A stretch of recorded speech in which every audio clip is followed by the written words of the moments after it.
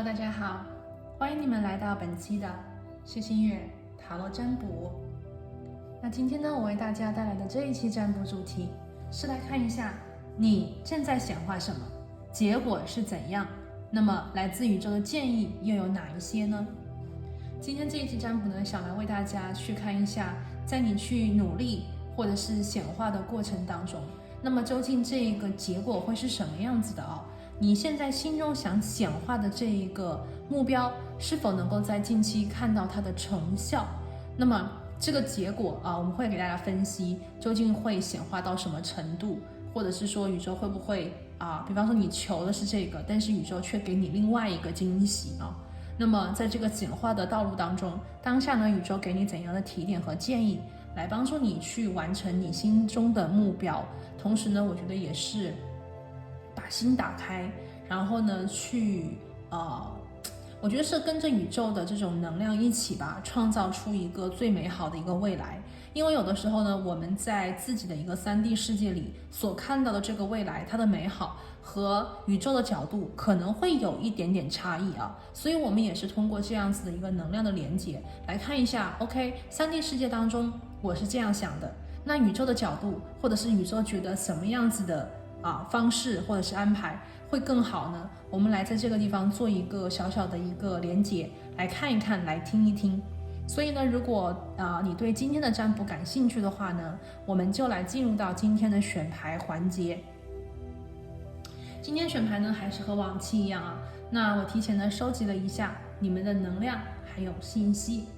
然后呢把它们分别放在了你面前的这3副不同的塔罗牌组里面。我们呢从左往右分别是第1组、第2组，然后呢是第3组。好，从左往右分别是第1组、第2组，然后呢是第3组。好，第1组牌的朋友今天的这个宝石，我们来看一下蜂蜜方解石。蜂蜜方解石。今天的这个塔罗牌呢是 Deviant Moon 我们这个是比较怪异的，比较这个奇异的月亮。OK， 来看一下这个是里面的画风好不好？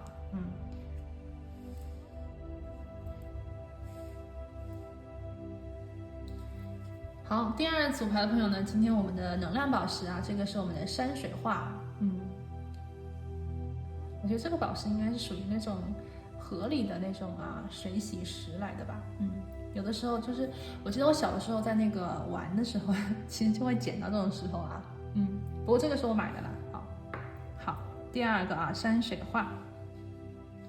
好，然后呢，我们第2组牌的朋友，今天的这个能量你可以看一下，这个是 The Wild Unknown， 我们的外面里面的未知的塔罗牌这个是铅笔画这样子的一个画风。OK，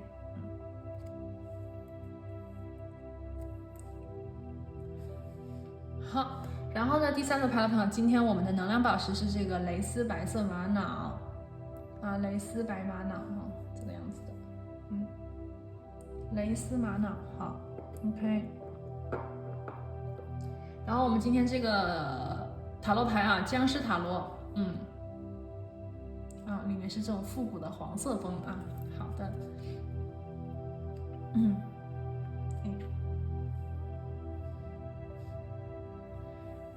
好了，那为了方便你跟每一副牌的能量进行一个好的能量上的连接，那让我们接下来呢一起来做一个简单的冥想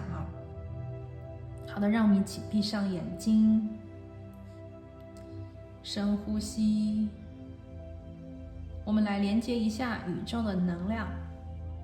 让我们一起来问宇宙：宇宙，请你告诉我，我正在显化什么？显化的结果是怎样的？当下你有哪些建议可以给到我？请宇宙给我指引，请宇宙给我方向，感恩宇宙。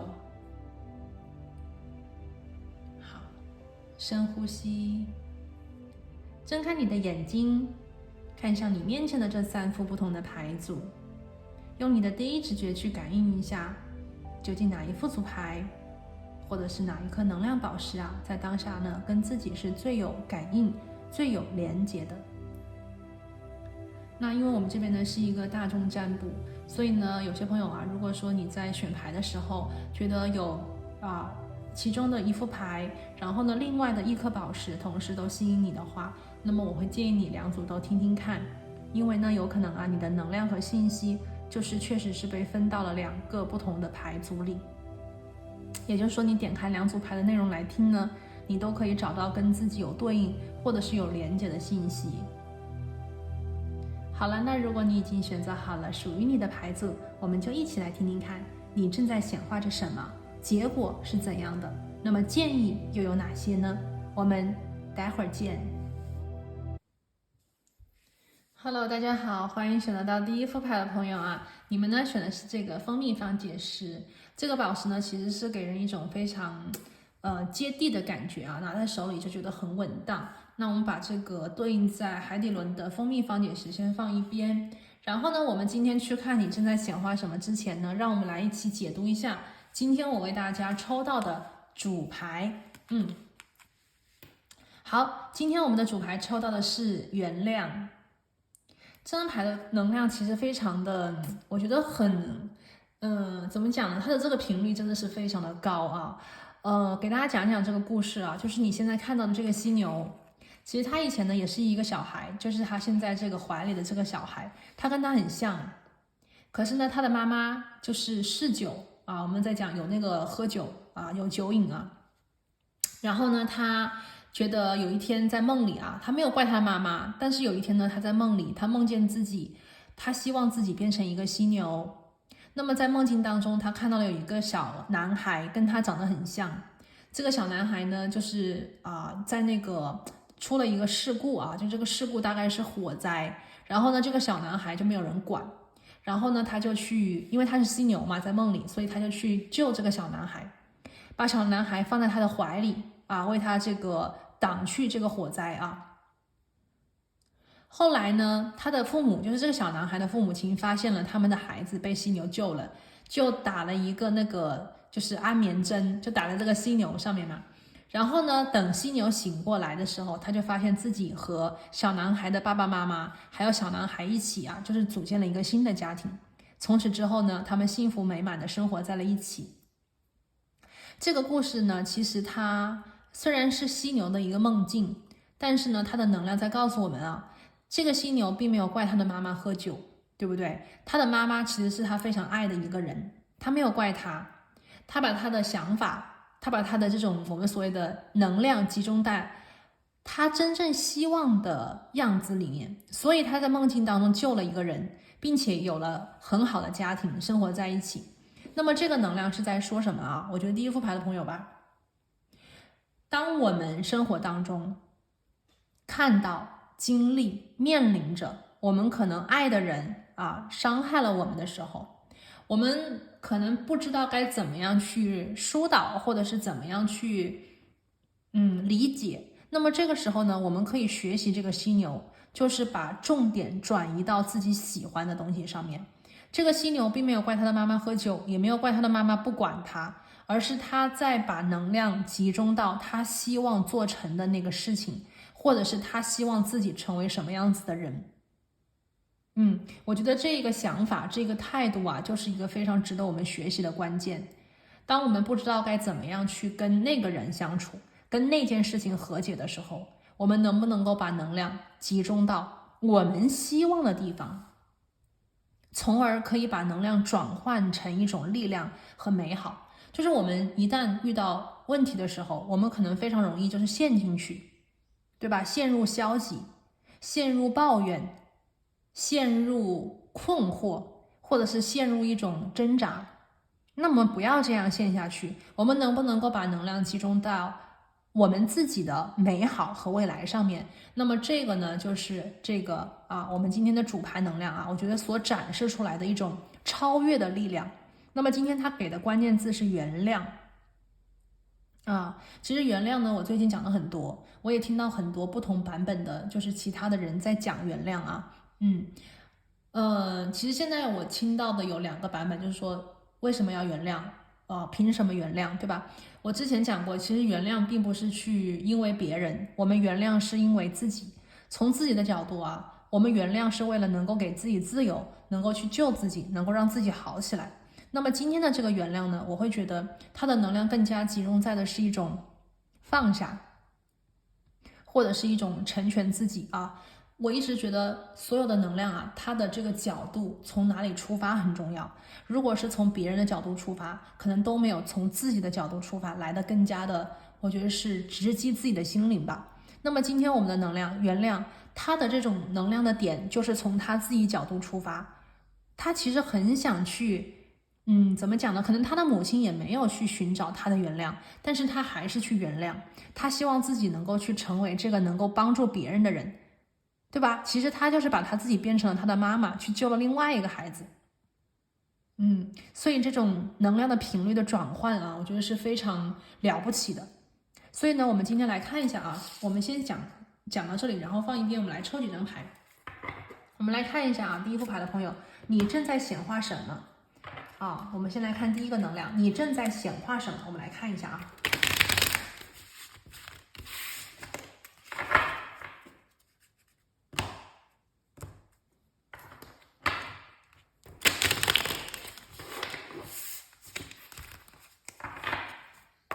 好，请宇宙给我们指引。选到第一副牌的朋友啊，你正在显化什么？来，请宇宙给我们指引。OK， 好，我们这边的牌啊，这个第一个金币国王、权杖1，然后呢有公平和正义。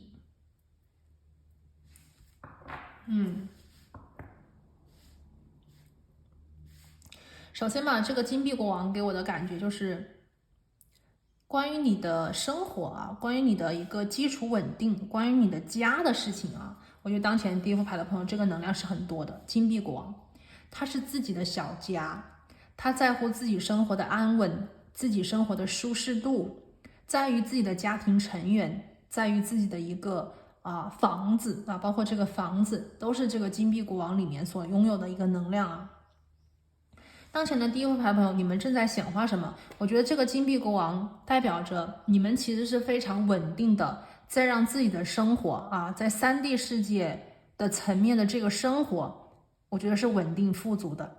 并且如果有多余的能力的话，还会帮助别人。这个帮助别人呢，可能是你的家庭成员，比方说你的小孩，比方说照顾你的父母，比方说隔一点时间腾出一些时间跟空间给自己的，比方说亲朋好友，对吧？这个是金币国王。然后呢，我们又看到了权杖1权杖1代表着一个全新的能量全新的一个灵感，或者是全新的一个开始。而且这张牌的能量带给了我一种要冲出去的感觉，就是行动能力很强。然后我们的第3张牌呢，还有一个 Justice。这张牌代表着决定，代表着决断 ，OK。所以今天呢，第一副牌的朋友，你们生活当下所显化的东西，我觉得是一个很全面的。今天我们的主牌呢，其实是在讲这个男孩子他超越了现实，他在他的梦境当中得到了他喜欢的未来。其实他的这个梦境就是他的一个显化，是能量的超越。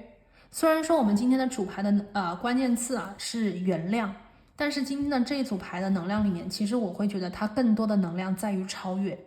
也就是说我们怎么样去通过重点的一个转移，使我们能够脱离苦海，使我们能够去得到心中的美好和实现。这个男孩子做到了，他得到了，他不仅没有因为他妈妈的酗酒沉溺在消极，沉溺在抱怨里，相反的，他把这份爱带给了别人。同时他还得到了他需要的爱，因为最后呢，这个犀牛他跟这个小男孩的家人呢成为了非常好的家庭，所以他其实跳脱了他原来的家庭，他组建了新的家庭。所以这个能量更多的是超越而非原谅，对不对？那今天呢，我看到啊，第一副牌的朋友，你正在显化什么？我看到了金币国王，我看到了权杖一，这些牌呢在告诉我，也许第一副牌的朋友在你的生活方面也有一个什么地方，也有什么样子的一个人，让你觉得很想放弃，让你觉得很无奈，让你觉得没有办法，或者是让你觉得毫无希望，甚至这个人某些地方还伤害到了你的心。但是你并不会因此，或者是你并没有因此放弃自己的未来，你也没有因为这个人这件事情而消极而颓废。相反的，我看到在你的能量当中，你正在显化一个非常稳定的未来，或者是可以讲一个新的开始。我们这边看到了金币国王、权杖一，有一部分的朋友呢，我觉得你现在正在显化一个非常稳定的、有实力的能够带给你安全感的一个人进入你的生活。这个人有可能是像一个父亲一样形象的人，也有可能呢是像一个大家长这样子的一个人。我们这边不分性别啊，像父亲的一个人，但是他并不一定是男性，对吧？我觉得当前第一副牌的朋友，你正在显化一个非常成熟、非常稳定、有担当、有责任感的一个人进入你的生活，和你连接在一起。也许你希望这个人是你的新组建的家人，那么这个人有可能是你的人生伴侣，对不对？你的未来的老公老婆，或者是你的正缘等等啊。也许你在显化这样子的人进入你的生活，成为你的伴侣。也有一部分人呢，这边啊，第一副牌的朋友，也许你在显化一个成熟、稳定、有资源、有能力、有责任、有担当的一个人进入你的生活，成为你生命当中的一个导师，或者是成为你生命当中的一个挚友，来带领你，来指引你，或者是能够去在生活当中给你提供一个像后方，或者是给你提供一个心理的一个心灵支柱这样子的一个人，跟他两个人能够发展出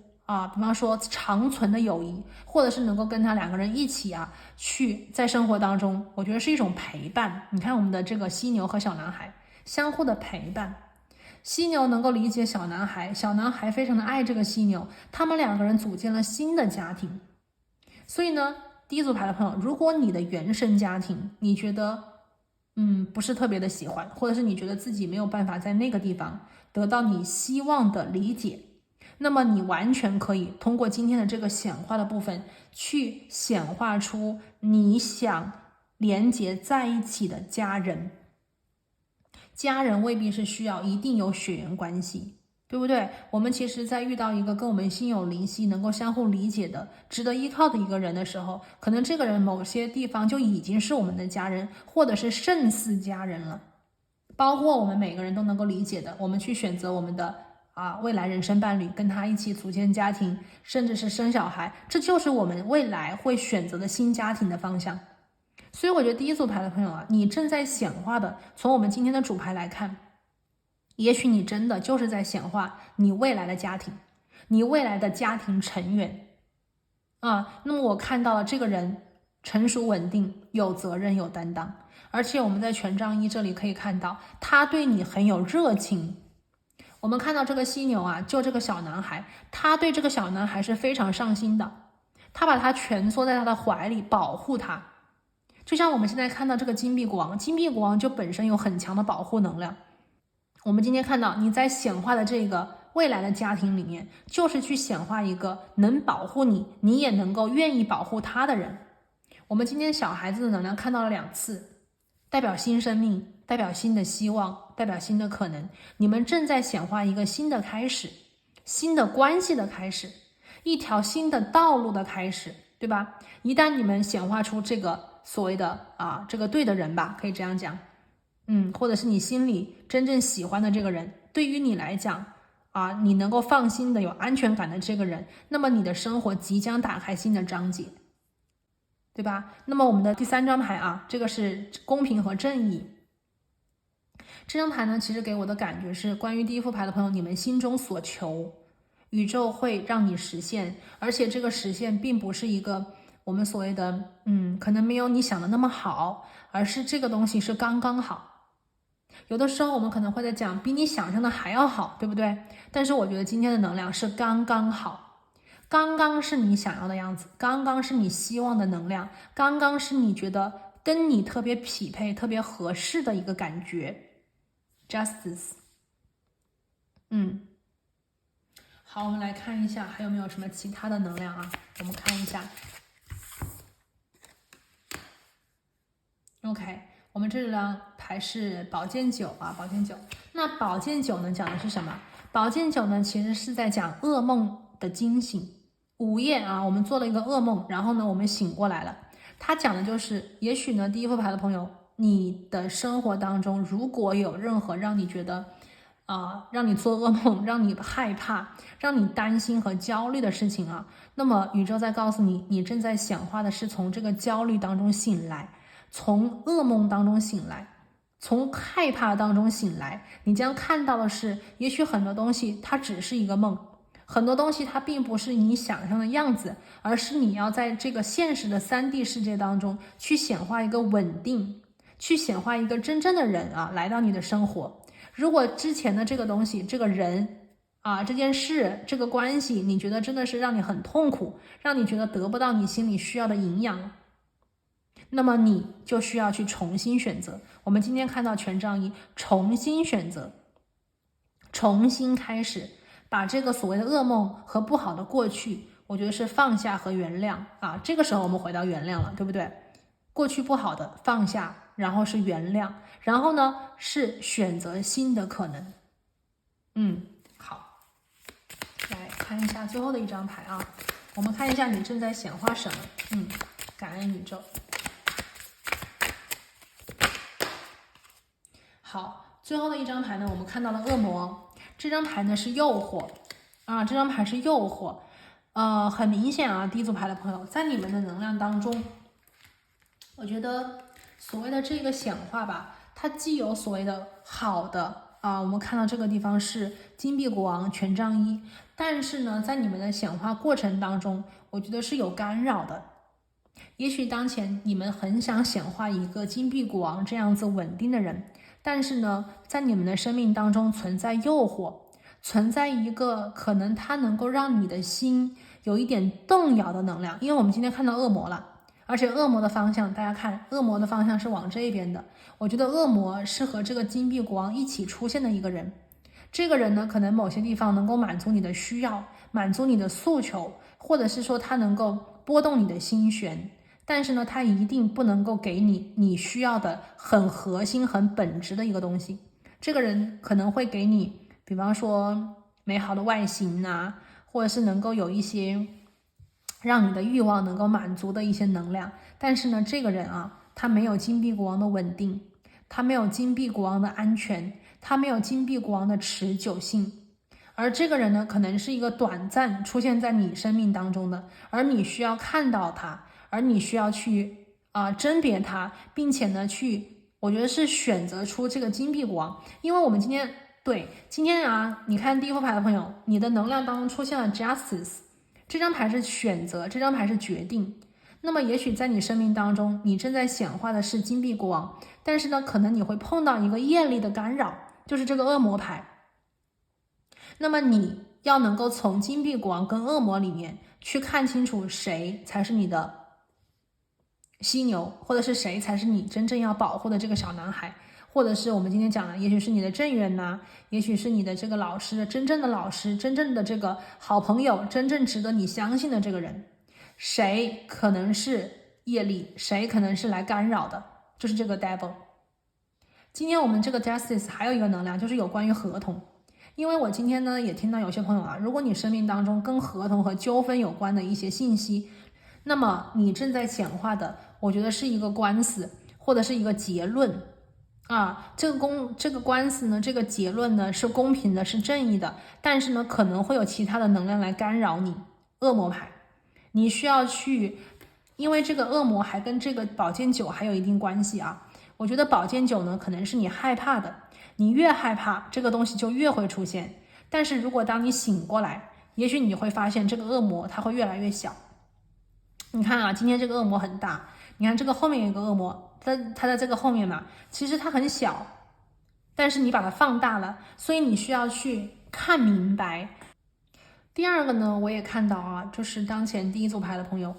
宝剑九和恶魔。我看到的是，可能有一部分的朋友啊，你们现在的生命当中、生活里，是不是在害怕什么，或者是在担忧什么？当前呢，宝剑九跟恶魔同时出现，我看到是你正在显化的是，你现在你太担心、你太怕的这个内容，可能会因为你的焦虑而被你放大。而今天我们看到是宝剑九，宇宙在讲你需要从这个焦虑当中醒过来，你要看清楚，其实你跟这个恶魔之间的关系，这个恶魔并没有你现在看到的那么大，它其实很小，所以有些东西可能是我们想象出来的，或者是有些东西它是能够让我们去走出来，而我们要去看清楚、看懂它。一旦你醒过来，也就是说，一旦你看清楚这个东西它不好，或者是这个人他不对，或者是说这件事情不可以做，那么你就避开他，你就不要去跟他发生连接，不要去跟他纠缠，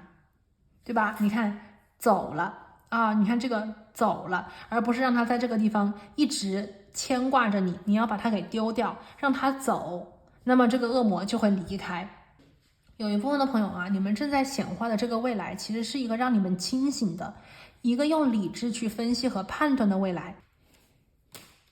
好，我们接下来呢来看一下今天的第一个神谕卡啊，我们来看一下，你正在显化什么？结果是怎样的？建议有哪些？我们来看一下啊，请宇宙给我们指引，感恩宇宙。OK， 这张牌，relationships 啊，真的啊，我觉得第一副牌的朋友是这样子的，你正在显化一段关系。OK， 刚才我讲过嘛，有一个金币国王这样子的人啊，我觉得是你正在显化一个新的像金币国王这样子的人进入你的生活吧。但是呢，我们也看到了啊，这个显化的结果是什么？这个显化的结果是，可能在你显化金币国王的同时，你还会遇见一个恶魔这样子的人。就是恶魔是什么呢？恶魔就是诱惑，恶魔就是干扰啊，有恶魔的干扰在这个地方。那么恶魔来了以后呢，可能你会遇到另外一个人啊，这个人呢，可能他在某些方面就是说让你觉得还不错。但是呢，这个人他不是真正的这个金币国王，不是真正能够给你安全或者是稳定的这样子的一个人。你需要在这个显化的过程当中看清楚，究竟谁，究竟什么才是你想要的。我们今天看到的关系，新的合作关系，新的感情关系，新的友谊，正在第一副牌的朋友啊，你们的显化的过程当中。那么宇宙在告诉你啊，你也要去重新的评估你当下的人际关系。今天呢，我们的恶魔出现了啊，又出现了宝剑九，它也预示着可能有一部分的朋友，如果当前你正在一段像恶魔一样的关系里面的话啊，或者是你过去经历了一个像恶魔一样的关系的话，那么你现在呢，得让自己醒过来。醒过来的意思就是说，让自己清醒。比方说，这个现在的关系它不好，或者是过去的那段关系它已经过去了，它也不好。那么你就要知道你接下来想要看到什么。我们今天是超越，对不对？也许有一部分朋友当前就在一段比较像业力的关系里面，你在里面沉沦，或者是你在里面出不来，你在里面很痛苦。那么宇宙当前呢给的你的能量啊，就是你在显化的是先让自己醒过来，看清楚这个关系是不对的，这段关系可能是让你很痛苦的，这段关系可能是拖拽着你的，你需要去看到这个人他并不是对的人，对不对？我们今天看到的是超越当前的不健康的关系，勇敢的选择出来，并且去遇到正确的人，对不对？然后呢，我们看到啊，他是说把这个事情放下来，如果这个人他不能支持你，或者是过去的这个关系里的人，当下这段关系里的人，他不能支持你，不能够去对你好，不能够给你需要的一种陪伴，你需要的安全感。你像这个小男孩，他妈妈是酗酒的，不管他，所以如果有这样子的一个人的话，那么你们也需要去离开他。要清清楚楚的知道你值得什么，你想要什么，你想遇见什么，或者是我们今天看到你想显化什么。那么你就是在这个显化的正确的道路当中。我觉得第一组牌的朋友啊，你们已经有这个能量了，因为我看到是你们要显化，或者是你们心里希望的，就是像金币国王，稳定、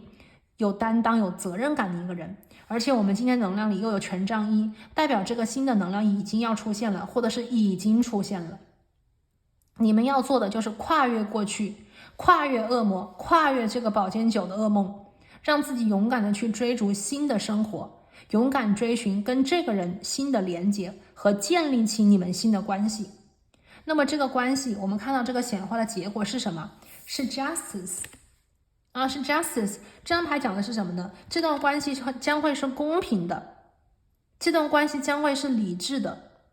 这段关系将会是考虑周详的，这段关系我觉得是可以啊，你看这个钥匙和锁啊，我觉得是可以解开一个心理的枷锁，或者是打开，你看这个后面有一个家，你看这个房子有钥匙啊，可以打开真正稳定的一个家的这个大门。所以很多朋友，你们现在在显化的这个关系是能够让你们回家的关系，可能是我们平常讲的啊这个正缘，也有可能是一段精神的连结，也有可能是灵魂伴侣，也有可能是一生一世的友谊，对吧？我们这边还有友谊的关系，或者是说这个人他因为是金币国王嘛，可能他也是一个老师，也是一个精神导师这样子的一个人物形象，对吧？所以我觉得第一组牌的朋友，你们正在显化，我觉得是美好的关系，健康的关系，平衡的关系，有承诺的关系，有担当的关系进入到你的生活啊，这个是我们今天看到的能量信息。好，那么接下来我们来看一下最后的我们来看一下建议有哪些，宇宙给出的建议，或者是当下给你的一个信息。好的，请宇宙给我们指引。第一组牌的朋友啊，来自宇宙当下给你的建议指引是什么？OK， 今天我们的能量是太阳啊，这张牌非常的好啊。其实呢，大家都知道啊，当太阳出现以后呢，第一个能量信息来自宇宙的指引。当下第一副牌的朋友，你现在的显化是对的。OK， 也就是说啊，你现在所选的这条新的道路，或者是你心里的这个新的想法是完全正确的。我这边看到有一些朋友啊，可能这个身边有恶魔，或者是说过去经历过恶魔，但是你的心里啊，并没有被这个恶魔所束缚和捆绑。你们现在可能已经意识到，太阳的能量就是照射大地，光芒四射，把一切的阴暗都显形。你们已经意识到 OK， 这个东西是恶魔。你们已经意识到自己生命当中可能这个你所爱的人他可能会伤害你，或者是已经伤害了你。你已经意识到你值得更好的，你已经意识到你应该去寻找新的可能性，新的关系你已经意识到你要去有新的关系，你值得更好的关系。太阳的能量，对不对？宇宙在告诉你你现在心里的这个想法是对的。第二个能量，太阳出现以后呢，它代表着一个，我觉得是积极吧，或者是一种成长。很多朋友在这个能量当中，我觉得你的这一次显化不仅仅是让自己更加接近于自己理想的生活同样的，这一次的显化，我觉得也会让你学习和成长。因为当我们离开业力，或者是离开这个不对的时候，需要很多的勇气，需要很多的智慧，需要很多冷静的思考。那么在这里呢，第一组牌的朋友，我觉得在这一次的显化当中，宇宙所告诉你的就是你要通过自己的内在的力量去证明通过显化，就是把它变成现实的事情，你要向自己证明你可以，你要向自己证明你值得，你可以拥有更好的。那么在这里呢，第三个能量，宇宙给你的建议就是说，太阳能量出现以后，不要去被动的跟随，而是你要主动的像太阳一样去照射你自己的生活，照射你周围，照射我们所谓整个大地。也就是说，你要成为主宰的人，你要成为关系的领袖。那么这段关系我们看这个过去的关系，或者是当下的这个不好的关系，需要你成为主宰，你要去勇敢的选择离开，你要断定的去放手，你要让自己清醒过来，这些东西是需要主动的能量。如果你是被动的话，那么这个恶魔只会继续的去强加于你，或者是控制于你。所以你要主动的去斩断这个枷锁，主动的去离开它给你的影响。第二个，当你看到这个金币国王，或者是已经意识到你值得更好的，而且已经遇见他，如果你已经遇见的话，那么你也需要主动的去跟这个人连接，主动的让自己，你看这个犀牛是主动的让自己去救这个小男孩，所以他才得到了，对吧？跟小男孩的家庭一起生活的机会。所以第一副牌的朋友啊，在新的关系当中，我觉得宇宙非常的希望你能够主动的去追寻你的幸福。幸福是需要勇气的，幸福是需要我们去勇敢追逐的。如果这个人你觉得他值得，如果这个人你觉得他很有责任心，非常的好，非常的优秀，是你喜欢的话，那么你也要主动的去追逐，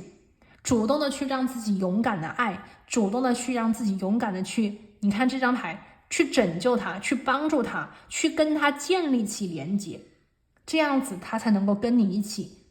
连结在一起，成为朋友，成为恋人，成为精神伴侣，或者是成为家人。所以生活我们是需要把握的，我们是需要勇敢的去争取的，这样子我们的生命你看像太阳一样活得光芒四射，像太阳一样积极阳光主动，并且能够照射大地。我觉得这张牌代表着当你好了以后第一组牌的朋友，我们今天的这个主牌也是的。其实这个犀牛它把它的能量化作了保护别人的力量。我相信第一组牌的朋友，这个显化结果的完成，你也会像这个犀牛一样，就是变成能够去给予爱、提供爱的一个有营养、有价值的一个人。你是一个有爱、能够给予爱、提供爱的一个能量的源泉像小太阳一样的温暖、阳光、积极，并且呢幸福。好了，那这里呢就是第一副牌的朋友今天为大家所看到，你正在显化什么，结果是怎样，宇宙的建议有哪些。那么希望这个能量呢能够为当下第一副牌的朋友提供一些指引和方向。那么在这里呢也祝福第一组牌的朋友，祝你们显化成功。那我们下期再见，拜拜。Hello， 大家好，欢迎选择到第二副牌组的朋友。那你们呢选的是这一颗山水画山水画。好的，我们把它放在一边。今天呢我们要来看的是你正在显化什么，结果会怎样，建议是如何。那么我们呢在抽牌之前，首先来看一下今天我为大家准备的一张主牌能量，看看我们抽到了什么第二组牌的朋友，今天我们抽到的是心形派。好，心形派它讲的是什么呢？就是这个女孩子，她的名字叫 Cherry， 然后呢她是一个餐厅的一个服务员。她其实非常喜欢她的工作，但是呢她总是就是有一点觉得好像生命当中缺少了点什么。首先呢她就是觉得她男朋友可能不是那么的忠诚她觉得她男朋友可能没有那么忠诚然后呢她就一直觉得她的生命当中就没有那么快乐嘛，总觉得好像少点什么，可能对自己也不是那么的满意然后呢有一天就是这个店员这个点餐嘛，有一个客户呢就点了一块樱桃派，对不对？然后他就给他切了这样子的一个樱桃派你看这里有一个 slice， 有这样子一个，他就想把这个樱桃派给那个客人嘛。然后这个时候呢他看了这个樱桃派，就是这个大的，他就觉得自己的生命就好像这个樱桃派一样，缺少了一块，少了一点什么东西就是我们所谓的有点遗憾，总不是那么的完美，对吧？总不是那么的圆满就这种感觉。然后呢他的朋友就跟他讲 Cherry， 你不要这样想，你为什么要想你会是这个樱桃派缺少一个派，就是缺少一个一块呢？为什么你不去想你其实就是这个心形的？你看大家看我给大家就是这样是圆形的，这样心形的，看心形的为什么你不去想其实你本来就是一个心形的樱桃派呢？这个时候 Cherry 就是恍然大悟，觉得对为什么我要想自己是不完美的？为什么一定要想的这个才是我要的全部呢？所以他当时就觉得我要换一个角度去思考自己的人生，我要换一个态度去过我每一天的生活，所以他就跟他的男朋友分手了。然后他后来又遇到了新的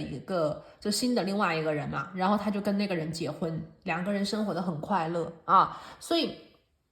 我们可以从这个能量当中看到啊，就像 Cherry 一样，可能有的时候我们在生活当中也会觉得仿佛自己看起来什么都有，但是又觉得好像少了点什么，总觉得好像没有那么的圆满，或者是觉得自己不好。那么这个时候呢，我们就要换一个角度了啊，换一个角度，也许这个样子才是所谓完整的自己，或者是这个所谓的有一点缺少和不同，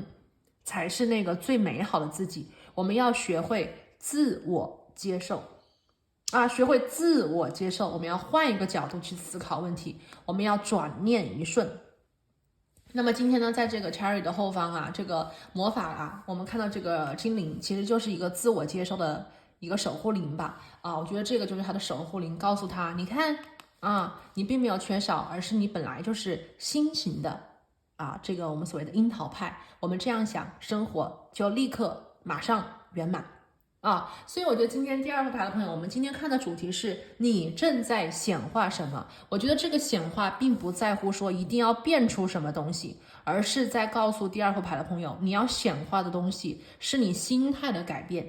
当你换一个角度，当你转念一瞬，你就会发现你要的东西都在眼前。你所谓的完美，你所谓的圆满，其实就在你的一瞬之间啊。一转眼，一抬头，一转角，就是那个最完美的存在啊。好，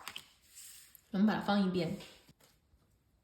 那现在呢，我们来通过一下塔罗牌，我们具体的为第二副牌的朋友抽牌，来看一看你正在显化什么，这个具体的能量、具体的内容啊。然后我们也会看这个显化的结果。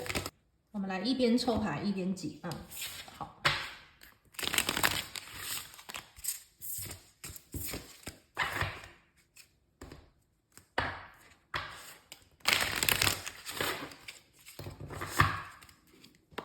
好，新宇宙告诉我们，选得到第二副牌组的朋友啊，我们来看一下你正在显化什么。好的，我们的第一张牌抽到的是一个魔法师。OK， 我们来抽一下牌啊。魔法师呢，其实也是跟我们显化息息相关的一个能量啊，它代表着用你当前已有变换出无限的可能，对吧？好，我们来看第二张牌，我们来看一下第二副牌的朋友，你正在显化什么？第二张牌我们这边是一个宝剑七，好，这一张牌里面有很多的策略啊，有很多的策略。然后我们来看第二组牌的朋友啊，你正在显化什么？新宇宙给我们指引，感恩宇宙。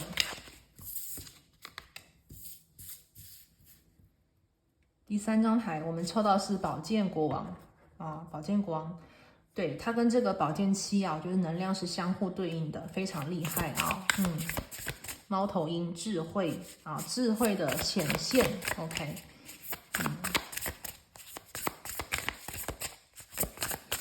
好，我们今天一共是5张塔罗牌，我们来看一下你正在显化什么啊？我们来看一下。好，又有一张 Justice。我记得第一组也有 Justice 啊，我们看一下这边也有一个 Justice， 然后呢，我们把这个牌稍微移一下。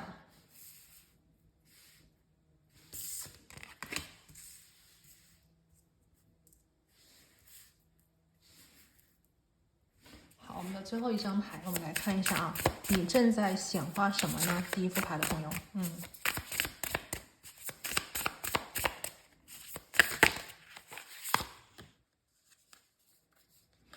然后我们的第5张牌是宝剑3，好，看一下啊，第2副牌的朋友，你们这边究竟当下在显化着什么呢？我觉得第2副牌的朋友这边其实风向的能量是比较多的，他在乎你的思考，在乎你的思想，在乎你当前这个事情啊，事情还是这个事情，你怎么想，你怎么样去理解它？我觉得呢，会为你的这一个所谓的结果，或者是你想要的这个显化带来很不一样的影响啊，我觉得是这样子的。我们今天有宝剑七、魔法师啊，今天我们其实是魔法师、宝剑七啊，我们把这个顺序也调整一下。魔法师第一张牌啊，魔法师这个显化能力非常的强，魔法师宝剑七，然后呢是宝剑国王，公平正义，然后呢是一张宝剑三。OK， 好，我们来看一下。首先呢，我觉得魔法师的能量啊，它其实总领我们今天整个第二副牌的朋友你们的能量。魔法师，我刚才讲过，用你当前已有的东西去变换出无限的可能。那也就是说，其实当前第二副牌的朋友，你要的显化，并不需要你去收集资源，也不需要你去花时间去学，更不需要你去花费很多的精力吧。我觉得你要做的就是坚强的决心。你的那个心里的那个感觉，你的意志力，你的愿望啊，你有多想要，你有多想去改，你有多想去变，这个想法才是当前你最需要的，也是当前最强的，也是现在你在显化的过程当中，我觉得是最重要的一个元素。魔法师的能量就是在讲，他有所有的需要的基本的东西，那么当他的意志力足够的坚定的时候，他就可以把所有的东西都变成现实。魔法师的能量啊，我觉得当前呢很多第二组牌的朋友，其实你们的语言表达能力、沟通能力、倾听的能力啊，听别人说，听别人是怎么回事，这方面的能力，我觉得当前都是相当强的。你正在显化什么？我觉得你在显化成一个会表达、会说话、会听别人讲话的这样子的一个自己。第二个呢，魔法师还有一个能量，当然就是自信心了。很多朋友我觉得在这个魔法师的能量里面，其实你们现在都在显化成一个更加自信的自己。1号牌有非常强的那种自我独立性，还有一个能量呢，就是自发性。自发性，我们自己想怎么样，我们希望怎么样，我们主动的怎么样，都是1号元素里的这个能量和显化。那么第二个呢，我们看到这个宝剑七宝剑七我们当前是一个狐狸，狐狸的这个身体下面藏了一把剑。这张牌我刚才讲过，它是策略。当前第二组牌的朋友，如果你现在想要去显化什么样子的东西的话，那么我觉得在你的显化里面，它带有策略性。这个东西虽然说你的意志要坚定，你要把它给把它变出来，但是呢，方法很重要。当前的这个方法，我觉得是比较偏逻辑分析、经验语言的表达、倾听的艺术等等这些东西会夹杂在这里。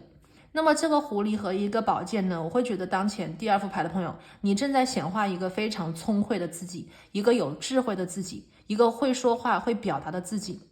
你知道有什么样子的事情比方说你该说什么样子的决断你要有，什么样子的话又不能说，或者是可能在面对有些人的时候，你得留一手。因为用这种我们看起来有点狡猾、有点聪明的，或者是留一手的这种方法，才能够真正让你心想事成，或者是能够让你看清楚某个人的真面目。今天我在第二副牌的朋友这里我感觉到可能在你的生活当中有这样子的一股背叛的能量即将被你发现。这个人有可能是我们在讲生活当中有一个人，他可能对你不是那么的忠诚，或者是说这个人他其实是有一点相当于可能占你便宜，或者是说让你有点委屈，但是呢你目前没有看到这个人的证据这个人呢，他可能跟你当前的关系还挺近的，比方说合作的关系，比方说感情里的关系我当前看到有这个信息所以呢，宝剑七在这个地方说明很多第二副牌的朋友，也许在你的直觉，在你的守护灵的守护之下，或者是当前你自己的心里也已经感觉到了，你需要去脱离，或者是你需要去改变。你现在已经能够感应到你生命当中有些东西，可能你所谓的缺少，或者是你所谓的好像什么地方不够圆满，或者是什么地方你觉得差点什么，你已经感应到了这个能量。那么接下来你在显化的就是把这个圆满和这个缺失找出来。这里有可能可能是你比方说错误的判断了自己的能力，也有可能呢是有一个人他可能告诉你很多我觉得是假的比方说这个人他觉得你不好，或者觉得你不够，或者是他觉得你能力不行，又或者觉得你好像不值得什么东西，那么这种话语肯定是有问题的。因为当前从宇宙的能量来看的话，第二副牌的朋友在资源方面和个人能力方面你什么都不缺少。今天我们主打就是自我接受，所谓的这个缺少的这一片啊，代表着你本来就是这个样子，并不是你缺少。可能你身边和周围有这样子的人，或者是有这样子的一些事情，让你误解的以为啊，你可能缺少什么，或者是你不行，或者是你做不到，但事实上你可以啊，你可以。所以我今天从宝剑7跟宝剑3的能量一起来看的话，我觉得有一件事情，其实当前你的理解可能是有误会的，或者是你当前的理解是错误的。在这个显化的过程当中，你其实需要去看到一个真相。当前这个真相有一点藏起来，又或者是说你通过有一点隐藏的方式来看清楚这个真相。这个真相啊，可能会有一点扎心，或者是说这个真相可能你当前就是说你觉得好像很伤，但事实上一旦你改变一个角度，你就会发现这个东西不是真的。给大家举2个例子啊，第一个例子呢是在工作当中，也许你觉得自己非常的渺小，或者是你觉得当前的工作可能你也不是什么很重要的人，你也发挥不出多大的能量啊，你有一点在打压自己，或者是否定自己，所谓的不自信。但是呢，事实上第2副牌的朋友，你不要这样想，因为我看到是你有很多的潜力，你的潜力是这个魔法师，你想要什么就能来什么，你比你想象的要厉害得多。那么当前无论是你自己在打压自己，还是说你周围的比方说什么人打压你，觉得你不行，你不要听他们的话。有的话我们要听，有的话我们千万不能听，无论这个人有多么的跟你亲近，或者是以什么样子爱的名义包裹来打压你，你都不要听。第2副牌的朋友宇宙在这个地方有再三的强调，你是魔法师，你是宝剑国王，你是一个非常非常有能力的人。你的感性的能量可能当前占据了你的一个强势位。第2组牌的朋友，在你现在的能量里，你所显化的是理智的自己，风向能量，理智的自己，绝对的实力，自我的独立性，自己去想，自己去分析，自己去判断，自己去表达，这样子的一个自己。那个感性的或者是被别人带着走的那个自己，现在呢可能是我觉得是你可能需要去变一变的所以当前第2副牌的朋友不适合过于的感性看事情，不适合谈感情，不适合去谈人情。现在你们的能量所谓的这个显化，其实是独立自我的思考和判断，来告诉你，或者是帮你显化出那个真正能量当中的那个宝剑国王，可以这样讲。宝剑国王是什么样子的人？独立、勇敢，他对自己的分析和判断是非常坚定的。当前的这个宝剑国王用猫头鹰的形象来代表，说明什么呢？说明其实这个智慧你不要去向外求，也不要去向别人咨询，而是在讲当前第2组牌的朋友，智慧在你心中，你才是那个真正看得透、看得明白的那个人，而周围的那些人反而看得不清楚，反而是执着或者是迷惑的他们。你当前要相信自己的判断，要能够站在一个更高的角度去看向你现在的自己，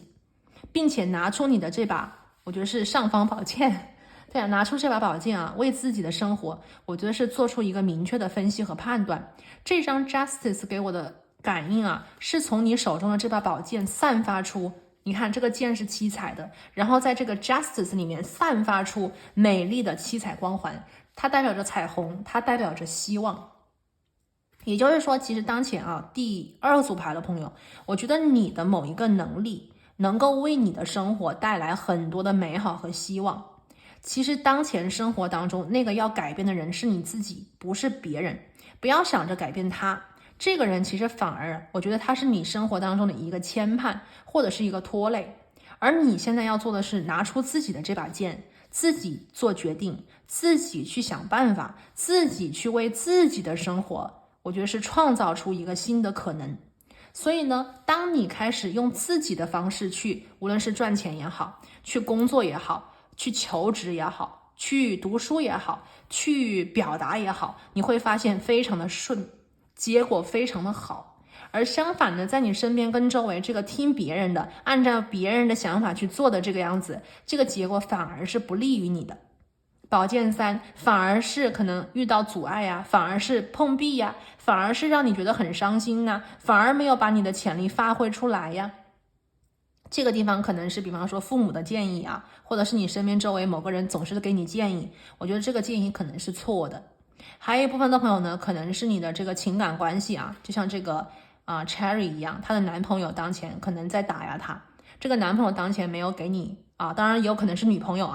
就是这个亲密关系里的这个人，可能也没有给你需要的那种爱的感觉。明明有这样子的一个人占据了你生命当中最近的那个位置，但是呢，他却没有给出他在那个位置上应该给出的价值，而你呢却过度的付出，而你呢却过度的依赖他，所以这段关系当前也是有一点失衡的感觉。所以呢，我看到你在显化的这个能量里，可能也有所谓的看到这个真相，或者是看清楚这个人可能对于你来说并不是真正的合适，对吧？那么第三个能量，我觉得有一部分的朋友，你的能力我觉得可能被你埋没了，你埋没了你自己真正的能力，你小瞧了你自己真正的潜力。这边有一部分第二组牌的朋友你们的能力有可能在另外的地方，但是现在你还没有发掘出来，又或者是说，当前其实你这个所谓的让人家瞧不起、看不上的一个东西，其实非常的好。现在呢，不是说你的能力有问题，而是这个人有问题。有一部分我跟大家举个例子，你现在工作当中，比方说你是做设计的，你是做这个手工艺的，或者是你有什么样子的一种能力这工作当中的，或者是你的兴趣爱好，你很会打游戏等等无论是什么，我们现在的社会的包容性是很强的。这个你身边周围无论是工作也好，公司也好，人力资源部的人也好，老板也罢，他们跟你说你不行的这个能量是错误的。因为宇宙当前在告诉你，你是魔法师，你是宝剑国王，你还有 justice， 你一定要在当前的这个地方看清楚你自己是谁，你的价值之所在，以及你真正想要表达的这个自己是什么样子。一旦你改变一个想法比方说这个人说你这个能力不行，他说你这个歌唱的不好，说你这个词写的不好，说你这个工作能力不足，或者是说你缺少什么技能，这一切都不对，只是你还没有找到那个巧，就是适合你的平台或者是赏识你的人或者是有一部分朋友可能你需要自己来把自己的作品卖出去，你需要把自己的画，把自己的音乐，把自己的歌词，把自己的文章展示出去，不是给这个人，而是给更大的更好的，那么你的能量就会在当下立刻马上发光发财。没有什么东西是需要你去改的。第二组牌的朋友，你现在正在显化的东西是你要去改变你自己对自己的一个判断，你要相信自己的价值，你要看到自己值得更好的，你就能够上去。如果你停留在这个原来的位置，或者是你被无论是这个周围的人是谁无论是你的父母亲、你的老板、你的男朋友、你的女朋友，无论是谁无论这个人是谁，他说你不行，或者是他觉得你不值得更好的，那么这个人宝剑三都需要你看清楚他你要不要听他的，你要不要自己来 OK， 我觉得这个是你当前正在显化的。一旦你看清楚了这个事实，对方是错的，你才是对的，你需要自己来，自己上，自己来做，马上立刻你会发现你的能量被完整的美好的显现出来。我们这边可以对应的是在工作当中看清楚自己的能力，看到自己的潜能，看到自己是黑马，看到自己非常的厉害。在感情当中看到自己值得更好的，并且追逐更好的，获得更好的。好不好？我们今天有很多这个风向的能量给大家做参考。好，我们现在来看一个今天的神谕卡，来看一下你正在显化什么，结果是怎样的。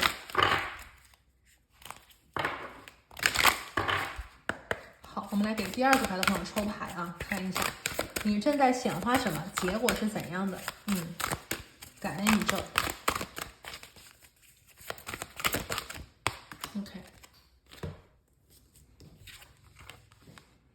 OK， 我们今天抽到的牌是 Transformation 这张牌是转型。转型的能量我们看的很多，听的也很多。那么今天呢，第二副牌的朋友你们的转型是什么呢？是要真正的认识到你的这个想法，你的这个点子，你心里真正的希望，它不能够只在你的心里停留，你要真正的付出行动，真正的在心里去认同你心里的这个新的想法，并且把它给做出来，并且去为它行动。刚才我讲过也许有些朋友在感情关系里明明已经发现这个人他其实并没有让你感觉到很快乐，比方说这是你的男朋友，这是你的女朋友，但是你却觉得好像啊，谈了个恋爱反而更寂寞了，是吧？或者是说，在这个公司里面啊，明明他给了你一个这个样子的位置，但是你却不能够做这个位置当中你做的事情啊，反而没有做，做了别的东西。明明别人来招你，比方说你是来做艺术工作的，来画画的，结果你却在打杂。那么如果是这样子的话，你就要变了，你就要想办法去改变它。你一定要对自己有信仰，你一定要勇敢的去冒一次险。我觉得这个冒险很多其实是来自于你的心理，就是不要被你周围的这个环境，不要被周围的这些人呢，就是被误判了。不要这样想，不要这样子去认为。我们要给自己洗个脑啊，洗个脑。我们不能够被别人给洗脑，我们要给自己洗脑。而且呢，当前呢有很多的朋友，宇宙在告诉你现在你在显化的是重新开始。今天我也看到了一个1号牌魔法师，然后呢这个 Justice 他用的是8号牌的能量 ，OK， 7号、8号、3号 ，OK， 重新开始。就无论你现在是年龄多少，或者是你现在的工作状态、生活状态是什么样子，第2组牌的朋友，宇宙说你正在显化的是一个新的开始。因为这个 Cherry 就是这样子，他在生活当中的很长时间都觉得自己不圆满，就像这个派缺少了什么，但是他的好朋友却告诉他，你是爱心派，你不是圆形的派。他立刻马上是顿悟，原来我不缺少我本来就是这个样子。大家知道那个圆形跟爱心吗？爱心是这样，圆形是这样，缺少一个。那爱心很美呀，爱心本来就是这个样子。所以我觉得当前也有很多的朋友，你在显化的是自我接受。如果有一些做这个创造或者是艺术的朋友我觉得无论是你的这个自我表达，还是你的工作，或者是你的这个艺术作品，它本身是很有价值、很有意义的。但是呢，也许因为各种各样的原因，你现在都在怀疑自己的你在怀疑自己的价值，你在怀疑自己的作品，你在怀疑自己的表达方式。那么这个能量你需要改变，不是因为别人说它好或者是不好，它就好跟不好。你自己心里一定要有个判断。如果你相信你自己是金刚钻，如果你相信自己是一个钻石的话，那么你需要去把这个东西磨练出来，让它的光芒更加的巨大，不断的去磨砺你相信的这个方向，而不是改变方向，因为别人说什么而改变自己，而是不断的相信你选的这个方向，你认为美的，你认为好的，你认为对的，不断的向这个方向去前进进发，并且让这个方向里的那个能量更加的大，更加的明显，把它做出来。那么你在显化的这个所谓的这个结果，我觉得是会和你真正心里你的初心当中的那个自己，我觉得是最接近的一种方式。所以第2组牌的朋友，你们在显化一种变化，这个变化是从你的内在，你的心里的一种变化，呈现成了一种外在的表达，也就是外面也在变，生活也在跟着你变，但是这个变是从你心里开始的。相信自己相信自己。好，我们的最后一张牌，我们来看一下宇宙当下呢给你的建议是什么？你在显化什么？结果怎样？建议有哪些？我们来听一下好，宇宙请你告诉我们，选择到第2副牌组的朋友，你在显化什么？结果怎样？建议有哪些呢？感恩宇宙。好，这个是在11宫。首先吧，第2副牌的朋友我真的有觉得有一部分的朋友你们离自由很近，你们离希望很近，你们离美丽或者是真正的友谊，真正的我觉得是心有灵犀，或者是说惺惺相惜，或者是说大家在一起相互支持、相互力挺，这样的关系很近。第一个我会觉得第2副牌的朋友因为我这边感觉到就是也许你身边周围有这样子的一个人，有这样子的一段关系，其实他并没有很正向的去鼓励你，相反的呢可能在打压你。而你现在正在显化的这个方向是遇到真正属于你的灵魂伴侣，或者是我们在讲灵魂家族里的成员支持你、理解你、肯定你这样子的一些人我觉得有这样子的能量，这第一个。第二个呢，就有些朋友我觉得你正在显化的东西其实是有关于你自己的自由。这个自由来自于首先你思想当中的一种自由，相信自己觉得自己是对的呀。然后呢，你还会去显化的这个自由在于说，当你有一些事情你不再依赖别人，或者是你不再依靠这个人帮你去整理，不再依靠这个人帮你去做决定，你不再依靠那个人帮你去可能是改变或者是你征求这个人的同意，也许你很依赖他，但是当你不再依赖这个人，我们今天有这个魔法师1号牌，我觉得这个能量很强，就是不再依靠别人，而是自己留有一手，自己心里有数这个宝剑一又在这个地方，自己心里有数，自己去做决定，自己去做判断的时候，你也将拥有这个自由，这个自由是自己说的算。那么最后呢，宇宙在这里给你的一个建议我觉得是让自己跟更多的能够给你支持，或者是在精神上能够去肯定你的人做朋友，而不是说在生命当中明明知道这个人他不好，老在打压你，然后呢你还跟他一起玩。那么当然了，如果这个人他在你的生命当中跟你的关系很近的话，那么需要2组牌的朋友，就是你自己心里要有数，不要去被别人的思想或者是想法就是带走，你自己心里要一定有一个决断，有一个判断。那如果你生命当中这些人呢是可以离开的，或者是可以改变的，比方说朋友圈，比方说你看到社交媒体，比方说你听别人怎么说，那么你需要去找到真正的我觉得是跟你志同道合的朋友。我们今天11宫的能量真正志同道合的朋友，真正属于你的社区，真正能够在你的专业或者是你的兴趣爱好，或者是遇到这样子的一部分人，他们并不需要你去为他们改变成他们喜欢的样子，而是说他们本来就接受你原来的那个样子，这样子的一些人去做朋友。有没有这样子的一部分朋友选择到第2组的我这边其实感觉到是不是有一部分人就总是在比美，或者是有人在攀比，但是呢你又不是攀比的人，或者是你其实因为这个相互的比较，反而是让自己更加的怀疑自己。其实你已经很好了你已经很美了，你已经很瘦了，你已经很健壮了，你已经有很多肌肉了，你已经够好的了，但是呢因为这个圈子反而让你很累，反而让你自我怀疑，反而让你对自己非常的苛刻，对自己呢就是非常的严格，太过于严格。而宇宙当前呢在告诉你你在显化的一个未来是自由的无论是这个外在的美还是内心的世界吧，都是按照自己的心意去改变。比方说你想留什么头发，你想穿什么衣服，你想让自己今天吃什么，都不用再去因为别人的一个说辞，或者是别人的一个定义来苛刻自己，或者是来为难自己，而是自由的去想和喜欢，并且去做选择自己真正喜欢的那些东西。所以呢你看不是圆形的，也就是不是他们眼中他们口中的那个什么都有什么都好，而是你选择性的让自己少一个派，选择性的让自己不是圆形而是心形，对吧？这个是需要你自己的心里的这份稳定性，或者是你心里的这一份沉着，也就是我们在讲自信、自我接受，不再被别人的声音所干扰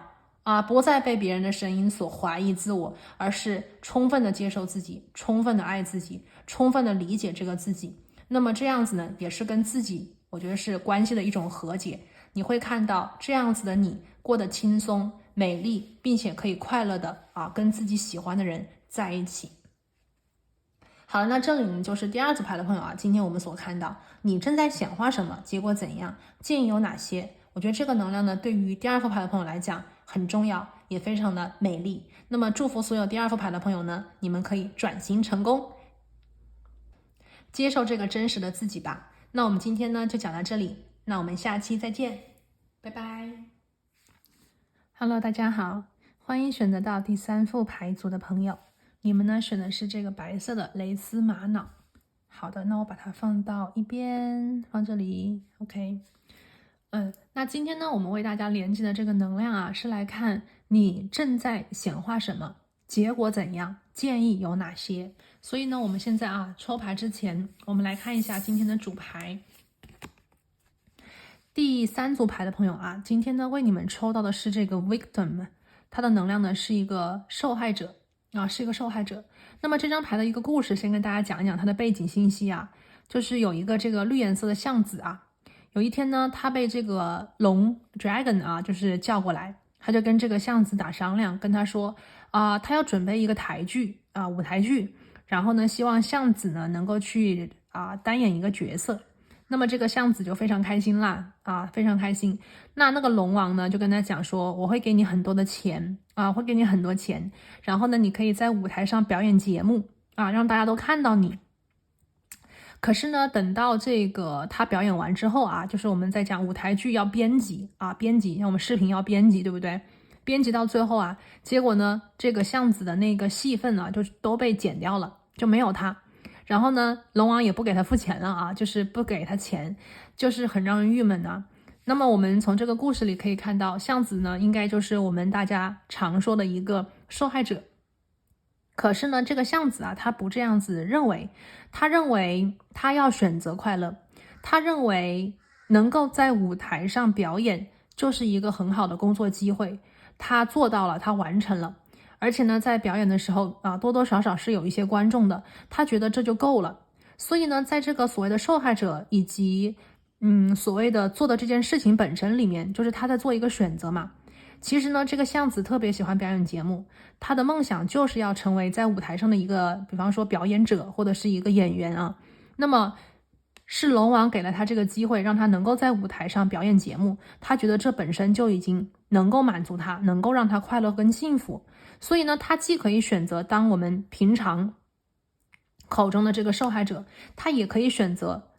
跟着他自己的心出发，去选择快乐，去选择不当受害者，去选择其实这件事情是我想做的。至于说你们怎么样去对我我不把它当做一个最重要的考量因素。这个故事呢到这里就讲完了。第三组牌的朋友今天我们看的是你正在显化什么。我感觉到有一部分的朋友，你们正在显化一种不一样的，我觉得是一个未来。这个未来是不计较结果的，勇敢的选择自己的内心，不计较外面和旁人的东西，勇敢的选择自己想要去做的，自己要喜欢的东西。所以这种不看别人，只是遵从本心的一种选择或者是抉择，将会对你的未来造成非常好的一种推动力。你的显化我觉得是当前非常好的，在对齐着你本心，你心里真正期待的那个方向，以及我们所谓的快乐。快乐是什么？快乐并不是你拿到了别人希望你拿到的很多很多的东西，有的时候快乐非常的简单，它仅仅只是选择心中的方向这个是我们今天的第一张牌，也是我们今天的主牌。好，那我们就先放一边。现在呢，就来为大家去连接你正在显化什么显化结果怎样？我们来听听看宇宙给出的答案。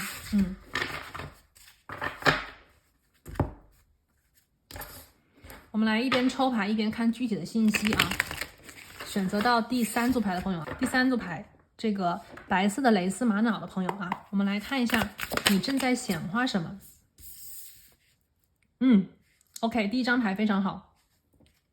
今天我们的第一张牌是隐士牌，这张牌呢其实给我的感觉跟我们的主牌能量息息相连这张牌给我的能量是我选择我自己的方向，我选择我自己的选择，我选择大众不同的一条路，我选择可能是有一点脱离别人的眼中的好，或者是别人口中的好，我选择一条孤独的路，我选择一条非大众非主流的路，但是这条路却是我想走的，我喜欢的。有的时候我们要拿出一点勇气，敢于去不跟别人相同敢于去不跟别人相同。这张隐士牌呢，我看到了一种个性第三组牌的朋友，我看到了你们正在显化出自己的个性。这条路的我觉得是显化的结果，将会是成就你一个有思想、有个性、有人格魅力的这样子的一个人我们这里是一个隐士牌。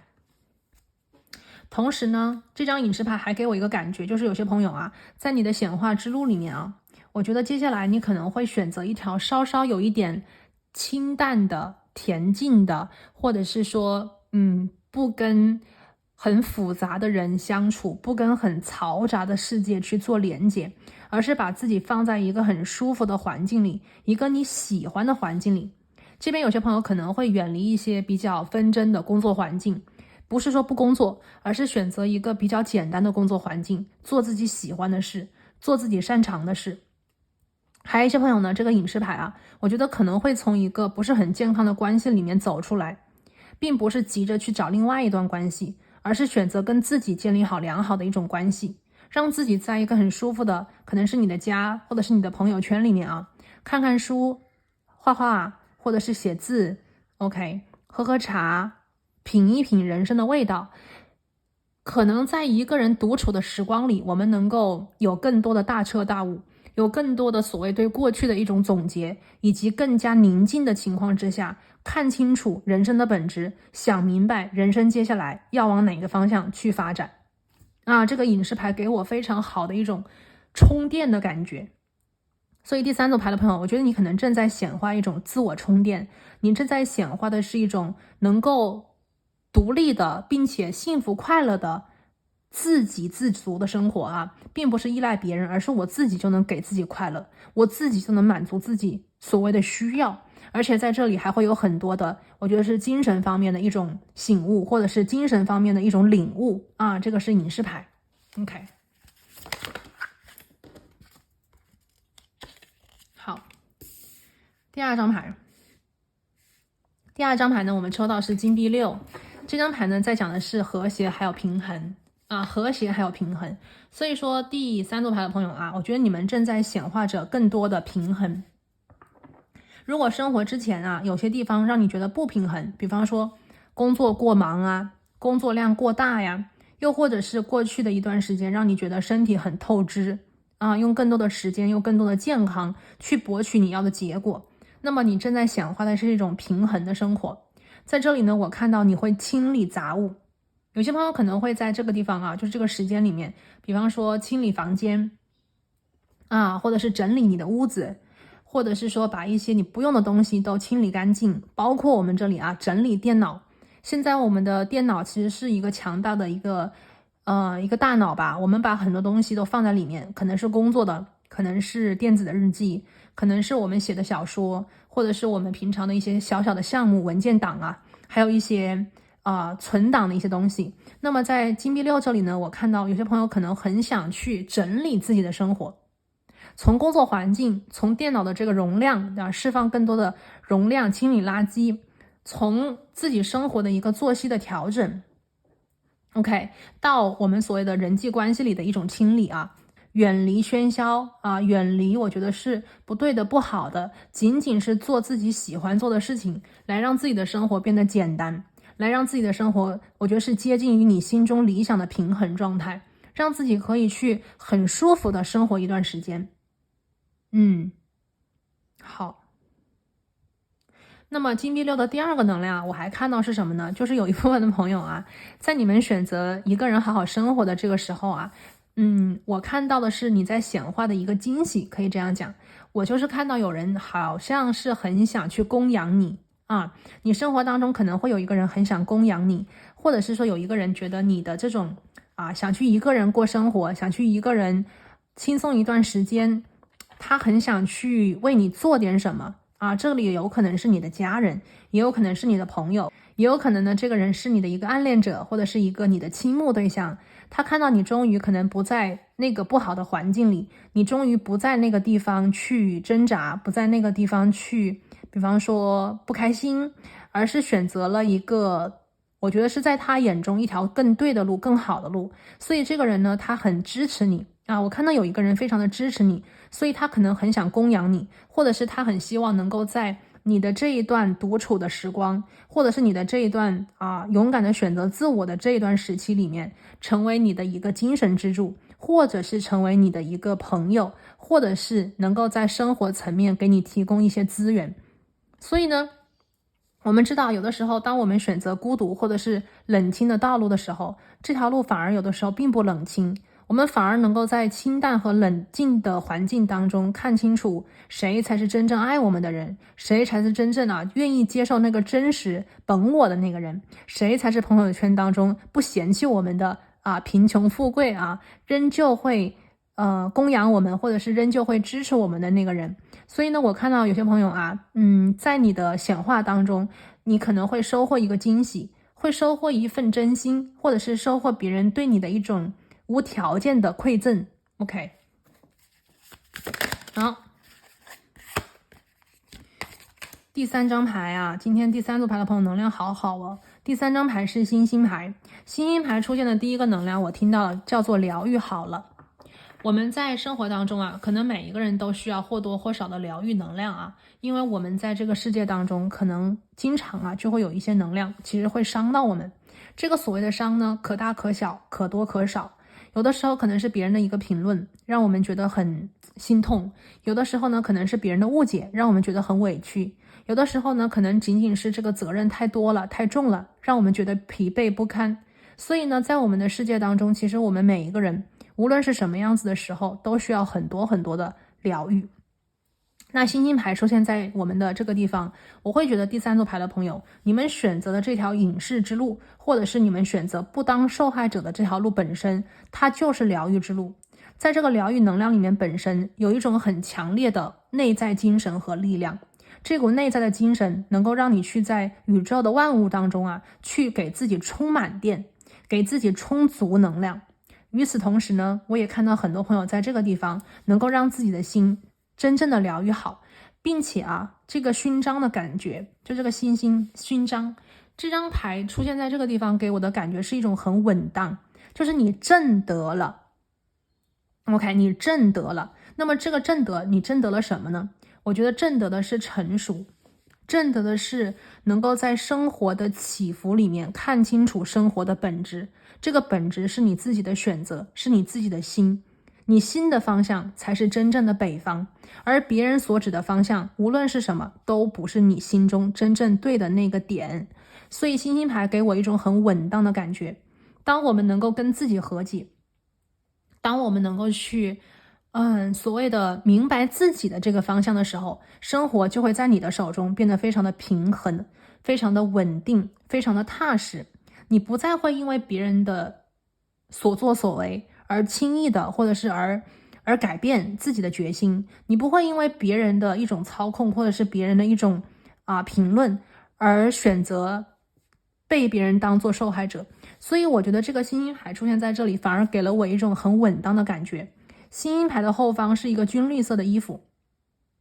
OK， 军绿色的衣服。军绿色的衣服呢，我们知道一般可能是军人所穿。那么军人呢，他们在部队当中，他们无论是经历什么战役啊，还是说在部队里服役当兵，其实他们都是学会的一种稳定，一种坚韧的能量啊。无论遇到什么挫折，无论是遇到什么样子的阻碍，都能够坚持到底，成功的突破极限，并且让自己的内心可以达到他们所坚持的那个信仰。这个就是星星牌。